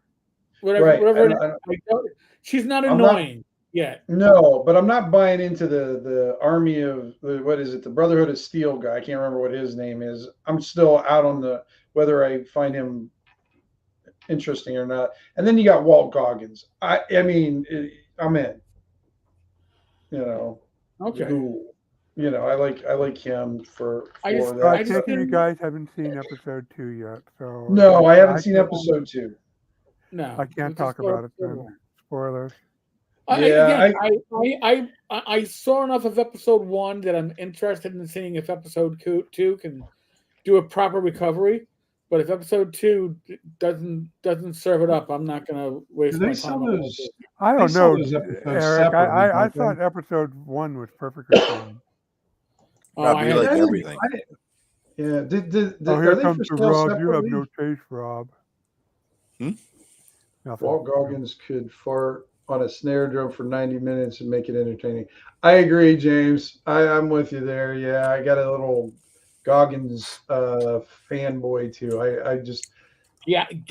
I do like it.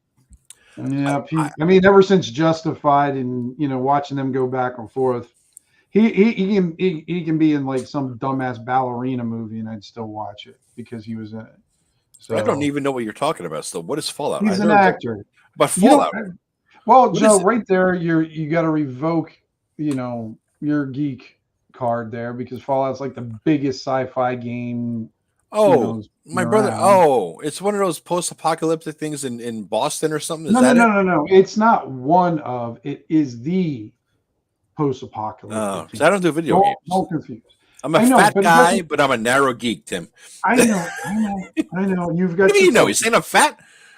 Your lack of education, Joe, is disturbing. I mean, my brother plays that. If that's the one that's set in Boston, he loves it. Well, there's one. Well, there's different Fallouts that are different set ones, in different yeah. areas. Okay. I think the show's set in Los Angeles or something like that. Is that? So that's what I got from the first episode. What channel is this on? What is a series? It's a series. Yeah. I mean, it's one of those ones that they bought and everything. That I'm hoping it turns out pretty good because it would be fun to see a cool Fallout series. But I don't know. I'm going to go along for the ride. I'm not going to judge it. I'm just going to kind of. But if it gets too stupid, of course, I'll have to back out. But for the most part, I just got to see. They sell those episodes separately, don't they? They should. Because I don't have Prime, and Prime's. There's not enough for Prime for me to bother to get in there. So I do Prime for the shipping, and I end up with everything. And they don't even give us 2-day shipping here. We just that's because you live in the middle of nowhere, dude. I have within 20 miles of my apartment, I have at least 5 Prime centers that ship me stuff. I order sometimes something at 10 a.m. and I get it at 2 p.m. It's amazing. It's almost like Uber or Uber Eats. You know what I mean? It's an amazing fucking service here. Yeah. Yeah, I think we have a giveaway, right, Rob? Yeah. You have something going on here? Yeah. What's up? Giving it away. I have coupons for how are we doing one this? lucky person. One. All right. You already got it. I'm going to bring up the giveaway page. All right. Here we go. So whoever has commented, right, Eric? Is that how it works? You got the comment? You got to comment, folks. So Get say a your word. Comments in. Everybody who says fuck Matt Jackson gets 2 for the price of 1 comments. All right. Yeah. So 2 for 1. So everybody type fuck Matt Jackson 2 for 1 on the giveaway raffle. Even if it's not true, that should be your comment. Oh, it doesn't matter. Yeah. They should be doing that throughout. So. Alternatively, Matt Jackson's an old bastard. Get you 2 as well. So whatever you want. Fuck Matt Jackson or Matt Jackson, old bastard. Will get you 2. So I thought micro-Penesian Matt Jackson. I mean, no. No, people, the print copy is print on demand, so you're going to have to pay the printing cost plus the shipping. So, really, any comment that busts Matt Jackson's balls will get you 2 tickets. I think it's safe to say. Yeah, even James gets Prime shipping. He said. Yeah, I know. Tim lives so nowhere. I looked up on a map once. The Google Map said, "Huh." So it's out there. Well, the thing is they do have a distribution. I think one up like north of us only like 20 minutes, but I don't know. It's weird. All right, guys. Quick comment, guys. We'll give you 20 seconds. Comment. Say fucking something. Come on. If you haven't commented, say something. Get some free Rob stuff. All the people watching on delay are like, they're going to listen to this like, motherfucker, listen to my 8 minutes. Yes, one of these can be yours. Oh, yes. It's a hardcover stuff, Rob. What is it that they're getting, Rob?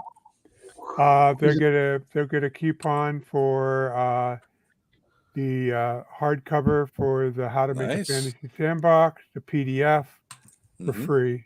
Okay. The Island of Pyade and the hardcover for the Island of Pyade. All right, I'm going to show you the center folder. Here's the moneymaker. And there's the margin Tim was complaining about for half an hour. Oh, Kellyanne's giving Rob shit. Let's listen in. Yep. Turn it up, Eric. Can you turn Rob up? No. So you can hear him getting in trouble. Kellyanne said I should offer free waffles, but I don't think they would stay fresh. Oh, Rob, you have to offer the free booze named after your character from LARP days. You have to. I don't know when they have it in stock. Otherwise, I would.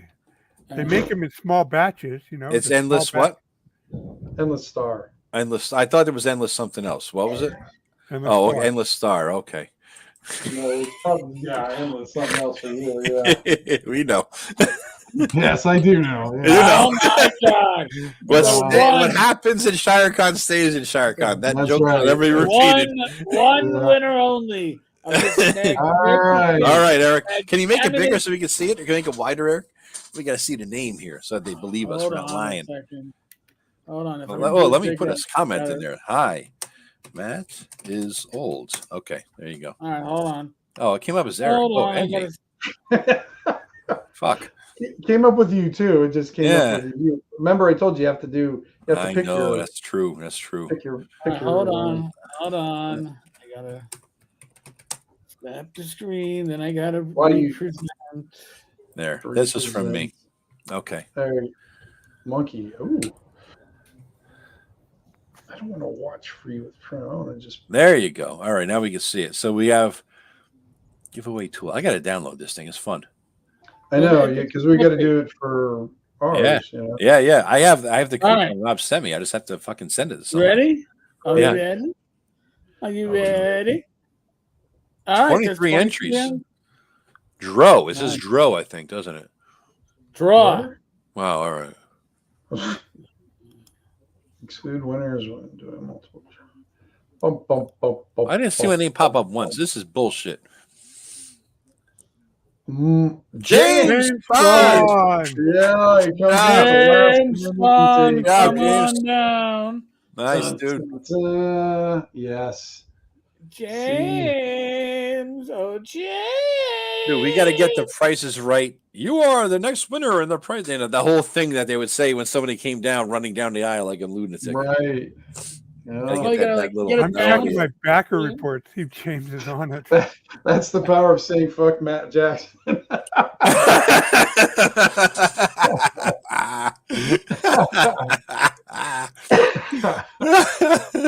You can't deny it. Yeah, it works. I mean, we have proof. Yeah. It's like abracadabra. This shit works. I mean, it fucking works.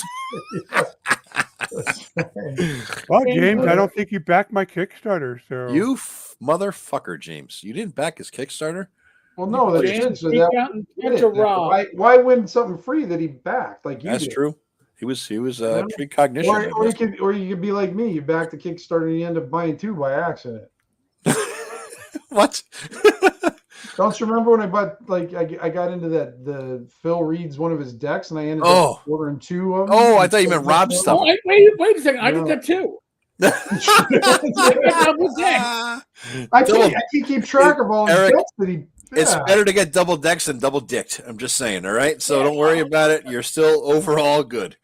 All right, James. So at some point, we need a private message, your email, so I can send you the code. The codes. I believe. I'm sure Eric has it, and I think I have it too. Yeah. You see, I also got two decks of these. Yeah, I gave one away the other day, but I still got another one to give away one Monday or something like that. Yeah, I'll bring mine to ShireCon, give them away there. Oh yeah, you can put them in the donation table or something like that. Yeah, that'd be cool. I'm thinking about bringing some kind of shit level zine to ShireCon just to pass out to everybody who shows up. I mean, I'm talking like what you were talking about before, Tim. You know what I mean? Like, I mean, obviously I'll use the word processor, but I'll make a typewriter font. You know, take some pictures out of stuff, tape it in, photocopy the goddamn thing, and just pass it out for, whatever, to whoever, just for free. I'm just really thinking about that, just to bring it. I've never done a zine before, but I do like. Man, I'm kind of a weirdly enough, even though I was born in the end of the 60s, I'm still like in my head a 60s kind of spirit guy. And I like that whole thing, but Ramparts magazine, early Rolling Stone, and all those fucking, student newspapers and all that stuff. And there's a thing about that really appeals to me, and I got a lot of books on that. Oh, absolutely. Reading about it. And I think that's like the grandfather or the father of the zine movement, that sort of thing in the 60s. And so I want to do something.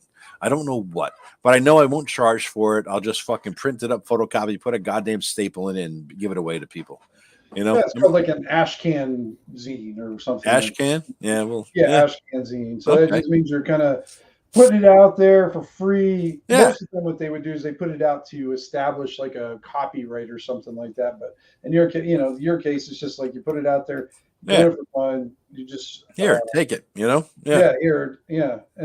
then usually on the back of those zines, it'll say on the back page, someone will say, when you're done when you're done reading this, put it down and let the next person have it. Nice. I like that. You know, so that way. I like that. You know, Pass it around. Pay it forward. Keep it passing. Yeah. Yeah. Yeah. Cool. That's cool. I like that. That's pretty fucking cool. I'm thinking about that because I mean I'm not looking for high quality cardstock color bullshit. I don't care if the fucking tape shows up that I taped on the things, the art and all that stuff. No. You know what I mean? No, that's the whole fun of it. Yeah. Yeah. To me that means something to me. You know, that's the artifact. That's like when I buy a used book and I find something in there, like even bookmarks or little notes or piece of paper or receipts that they used, and see what they bought that day, or sometimes, dude, I found photographs that somebody stuck a photograph in the book as a bookend, and I found it from like the 80s, and it's like that's shit, man. That is the shit. That's an artifact. That's somebody's life. That's a little snapshot right there. That's what I think the zine thing is like. That, you know, I don't want to make a zine for the fucking, you know, ridiculous $30 high level adventure and digest form. Well, don't put. I mean, they're doing a lot of work. Don't put that down. I don't want to put it down. It's just not for me. Right. That's what I'm saying. It's just not for you. I get what you're saying, but like the people are doing that, they are working very hard to. A very good product. It's a very good product. I mean, but there's a different aspect of it where you could just like doing what you're kind of being more traditionalist with it than what it is these days. No, it's a cool. I enjoy that vibe too myself. I'm better in a way. So we're all going right this year to ShireCon. Yeah, I bought my badge. Good. So, Rob, are you coming up again early, or you got the room for the whole time, or what's the plan? Oh, you know when you stay. I have to look at my reservation. I'm not sure. Okay. What Kellyanne wants to do. I'm coming with Kellyanne. She may want to do some bicycling. So we talked about it, but to my shame, I don't remember off the top of my head. Well, you will pay for that penalty later, Rob. I know married life, you know, as a bystander. You have no idea. Oh, I'm from a bystander mocking the bullshit that men do stupidly and get in trouble for. I know. The only issue so far is we weren't able to rent a room with our own bathroom, so we have to use the communal bathroom. It's gonna be rough, especially you follow a fat fucking smelly gamer. You're fucked, Rob. You know, you are fucked. You know, an old fat fucking smelly gamer, you are really double fucked. Yeah, have fun with that. Kellyanne will kick your ass for that one. So you're saying like everybody else there is going to be mad? Well, pretty much, yeah. You know. So what I was thinking though, guys, and Eric, I know we're talking about getting together in New York City at some point. It's getting springtime and all that. We'll get Joe Block, we'll get Professor Dungeon Master, we'll all get together, have a good time, Rach and all that, and we'll have a few. But I was thinking, Tim, if you want, and Rob and Eric, if you guys came up, right, this thing is happening on a Friday night, and then all day Saturday. Right. If you came up Wednesday night, right, Rob? Remember, it's the Friday afternoon and night. I think that's right. It's late afternoon and night. So so Friday's booked for that. If you guys came up Wednesday and stayed over my place, we all on Thursday morning, bright and fucking early, we head to New York City. We hit Complete Strategist together. We meet up with Eric and whoever else we get scrounged together who's going to be there and have a good time. New York City. And then, come back Thursday night, Friday, we hit the con. It's an idea. Throwing it out there. I'm planning to take the entire week off for vacation, so I'll talk it over with Kelly. That's a good thing. Yeah, that's great, Rob. You're set. Eric, Tim, whatever you got for vacation days, right? Right. Yeah. Depending on what happens coming through there, I want to come up just as long. It's hard for me to plan too far out. I know.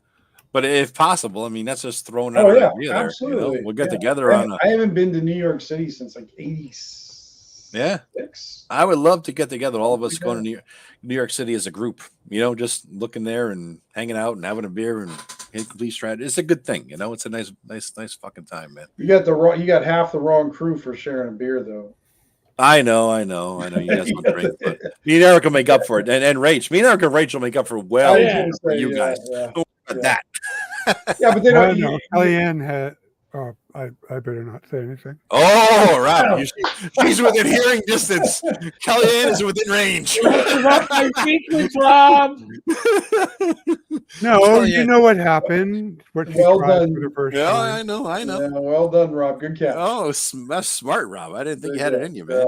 I was waiting for Kellyanne's attack of opportunity there, with 5 just a random hand to come out. Boom. Yeah. Black eye. Well, it's still technically illegal in some places in the United States. So, To what? Have your wife beat your ass? you know what I mean, Joe. Yeah, I know. Wow. On that note, Wow. On that illegal note. What? Oh, we talking about weed? no, I don't know. Maybe you are. I I'm know always. I'm not. Yeah. My only problem with weed is it fucking reeks like a bad skunk. Edibles are all right though. Edibles. No, I'm not complaining. Edibles are fine, but I swear, because since they made weed, I'm going to say legal in Pennsylvania, I can't walk into a Dollar General now without getting a buzz contact. Isn't it nice? It's fucking fantastic, dude. No, because now it just smells like ass, armpits, and skunk weed. So it didn't. No, there's no benefit. I put in Pennsylvania was stepping right up to Kratom. Look, they're selling Kratom in the gas station. What the fuck is Kratom? It's like an unlicensed drug. Yes. I gotta Google Kratom now. I'm out of the loop. Yes. Oh, it's Kratum, boys and girls. A lot of people use it for anxiety and pain, but right. It's in that gray world, but they sell it in the town's gas station. Has this big neon light. Kratom. I'm like, Kratom. Yeah. Back in the day, Joe, they used to sell bath salts because they I remember that. Because they couldn't, because every time they made it illegal, they would just tweak the chemical compound and then it wasn't illegal anymore. Yeah. So they just kept screwing. So you got people eating their faces off of them. Yeah, I remember that shit. That was bad salt stuff. Yeah. Oh yeah. It was freaking horrible. But yeah, you got the 7-Eleven down the road or whatever, just selling, calling it blueberry. Dude, we got legal weed in Connecticut. We don't need to do that because weed is legal here, like as every other civilized state where weed is legal for fucking recreational use, man. These poor bastards who don't have it legalized. But again, my issue with legalization is if I can't drink a beer on a street corner, and I can't in New York City. Well, in a paper bag you can. No, time out. How come I've done that many a time in New York City. How come you can smoke weed on a corner, right? I know. I don't agree. If I'm drinking beer, you're not going to get secondhand, alcohol. I'm drunk. But I can get it from your weed. Why is it that you can't smoke in a public park, right? A cigarette, but if you're smoking weed, everybody law enforcement turns a blind eye to it because they don't want to get involved. You can't smoke a cigarette in a public park in New York. Are you serious? Yeah. You can't go to Central fucking Park, which is like multiple square miles wide, and you can't smoke a fucking cigarette. You can't smoke in the park. Bullshit. You can't smoke at the beach. That's bullshit, dude. And by the way, you smoking a joint at the beach is like one of the best things ever made by man. And you can't have alcoholic beverages at the beach or in the park. Please. But apparently, you can have weed. I'm confused. That's bullshit. In any case, we went really into the weeds. Yeah, literally into the weeds. No. But Rob, thank you for your generosity today, folks. There are links. And Rob, thanks for writing it, man. It's really good. Now, folks, these links are good for a week. All right, so they expire 1 week. Right. If somebody wasn't here and they want to get on this deal, are you going to put it on your blog, Rob? Like they're in the show notes. No, I'm driving track. This is for Eric's channel, so I'm driving track. Oh, gotcha. But they're in the show notes here. I'll pin a comment later because I can't pin it now during the live stream. I gotta give it a little time. But it's all good stuff. Hey Eric, where are you simulcasting right now? There's 3 of you in the top corner. YouTube. Yeah. What is that? X and Twitch? Yeah. Wow, that's fucking awesome, dude. We got like fucking. It's like hitting ABC, NBC, and CBS all at once there, man. That's nice. Man. Next thing, listen, as long as we don't have to get like the the WB, we're good. Yeah, I don't want to use that. I don't know which one that is. Although I'm a low key Supergirl fan of the first few seasons, I secretly admit I like that show. I will. Don't judge me. Don't judge me. We were talking about Google Plus. earlier. I will say, and it's a little frustrating for me because of my hearing loss. What? YouTube is kind of like the big potpourri of RPG, with people bouncing off of each other, people appearing on each other's shows. Yeah. Not quite as easy to get into as like Google Plus, Yeah. but there's still, it's like a melting pot of. I agree. And it's owned by the same damn company, which means they'll probably just end it without making any notice. They'll fuck us. Yeah, they will fuck us over bad. F you, go to Rumble, damn you. Go to Rumble. I don't care. If they can figure out a way to monetize Google Plus back in the day and or Blogger, yeah, we would still be doing it. But they couldn't figure it out. But YouTube, easy. Blogger still exists, man. Blogger still exists. Yeah, Blogger's still going. I use Blogger. Now, why? I've been thinking about this. It seems like it's active too. Yeah, I've been wondering about this because I mean, Blogger. I close my blog down. I have all my stuff. I could just click a button, and all 400 posts go live again. But I'm done with Blogger. But Eric, you do a Substack. Tim, you do Patreon. Why one over the other? I'm not looking for money off my Substack. It's just to get a newsletter out. And a regular newsletter. I don't even know what Substack has some of the advantages of mailing lists without the hassle of setting up a mailing list. Okay.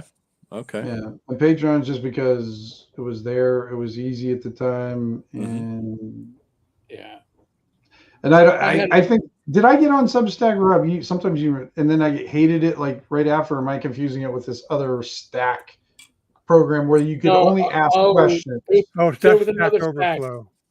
Yeah. Over there. Okay. Well, that's because I thought they were both the same thing. You can only you can only pose questions that can have answers. So if somebody said, what are some options to I could put for traps in a dungeon? Down, voted out.